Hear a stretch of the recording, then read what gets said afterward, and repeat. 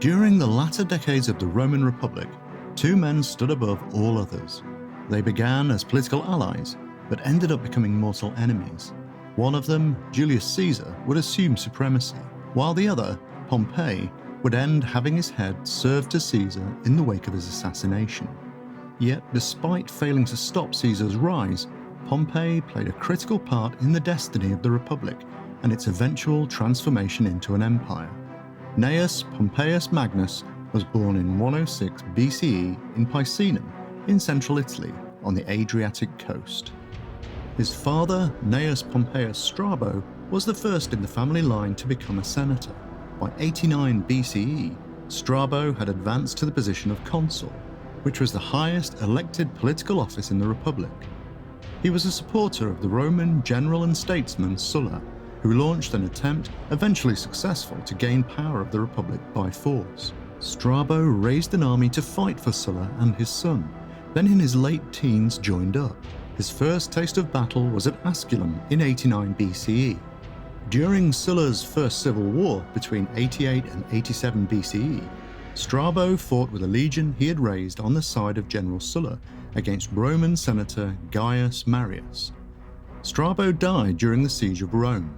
His 20-year-old son, Pompey, became the de facto leader of his father's legion.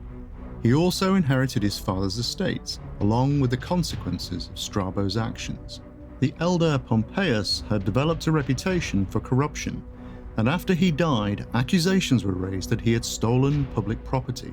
As his father's heir, Pompey was liable for prosecution if his father was found to have been guilty. Pompey undertook his own investigation and discovered that the theft was committed by a freedman who'd been employed by his father. Sulla defeated Marius in 87 BCE to take control of the Republic. 3 years later, however, while Sulla was off fighting the Anatolian invader Mithridates in Greece, Marius took his opportunity to seize power.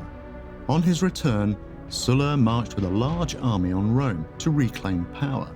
Pompey raised 3 legions, numbering around 15,000 men, to support the assault. Sulla's army stormed the capital, pushing out Marius and sweeping away his support base. Sulla was then installed as dictator.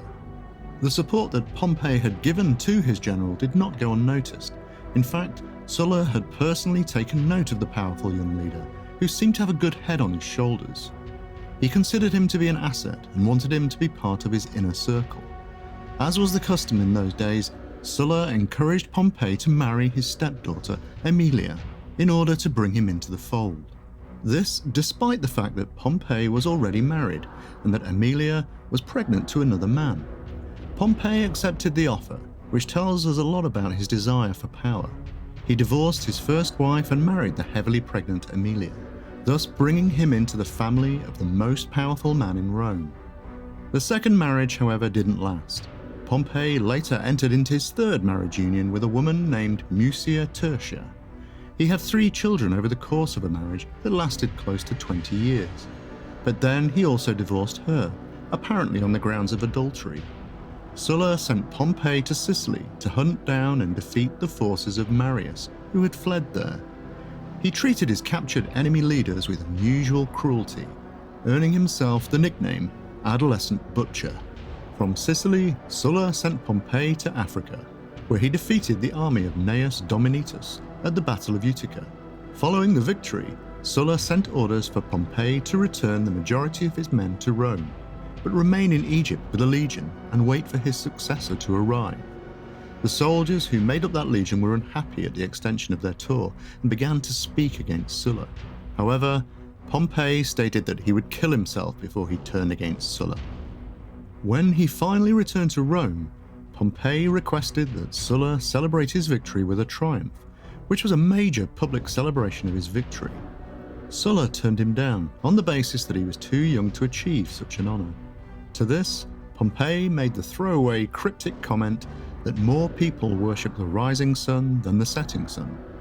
Sulla appears not to have heard the comment, but he did notice the surprised reaction of those around him. He asked what Pompey had said.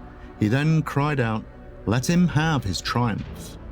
Sulla died in 79 BCE, leading to another struggle for power. This time, the main claimant to power was Marcus Aemilius Lepidus. He marched on Rome to face the army of Proconsul Quintus Lutatius Catulus, who was supported by Pompey. A lieutenant of Lepidus by the name of Brutus was chased down and defeated by Pompey, while Catulus defeated the army of Lepidus. With his fame having been established, Pompey was well positioned to seek office in the Roman Senate. He chose not to, having already developed a dislike for the machinations of politics, unless he had an army to back him.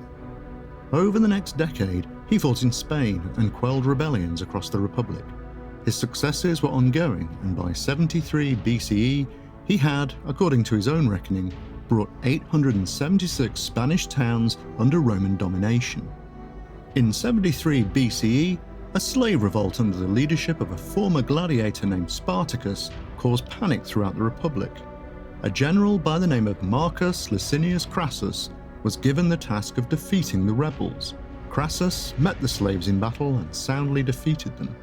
Pompey had been called in to assist, but arrived on the tail end of a one-sided encounter. He did manage to sweep up the last of the fleeing slaves. He later claimed that he had been the driving force in putting down the rebels, and this led to ongoing friction between him and Crassus. By 70 BCE, Crassus and Pompey were the two most powerful men in Rome. Despite Pompey not meeting the minimum age of 42, they were elected as co-consuls of Rome that year. This put them in a position as the two most highest elected officials in the Republic, roughly equal to a joint presidency. In 67 BCE, Pompey set his sights on subduing the many pirates who were interfering with Roman grain transport on the eastern Mediterranean. With a fleet of 500 ships and more than 120,000 men, he embarked on a tremendously successful campaign that virtually eliminated the threat of piracy in the Mediterranean. Over the next few years, Pompey fought in Bithynia, Pontus and Syria, turning each of them into Roman provinces. His return to Rome on September 30th, 61 BCE, his birthday, was marked by the most magnificent triumph the city had ever seen. The following year, he entered into the first triumvirate in Roman history, along with Crassus and another rising force by the name of Julius Caesar. In 59 BCE, Caesar was named as the sole consul. It was clear to Pompey that it was politically expedient for him to gain favour with Caesar, and so he divorced his wife Mucia and married Caesar's daughter Julia. The next few years were a fractious time for Pompey. Having three strong personalities working together in a triumvirate rulership was bound to cause problems, and so it proved to be. Both Caesar and Pompey developed an ardent following, with their supporters often clashing violently in the streets. The death of Julia in childbirth in 54 BCE severed any allegiance that Pompey had towards Caesar. 2 years later, he married the daughter of Publius Scioppo, a bitter enemy of Caesar. Caesar had spent most of the 50s fighting against the Gauls in the Gallic Wars.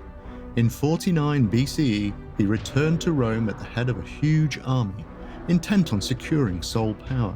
Upon crossing the Rubicon River, he uttered the famous words, "The dice are thrown."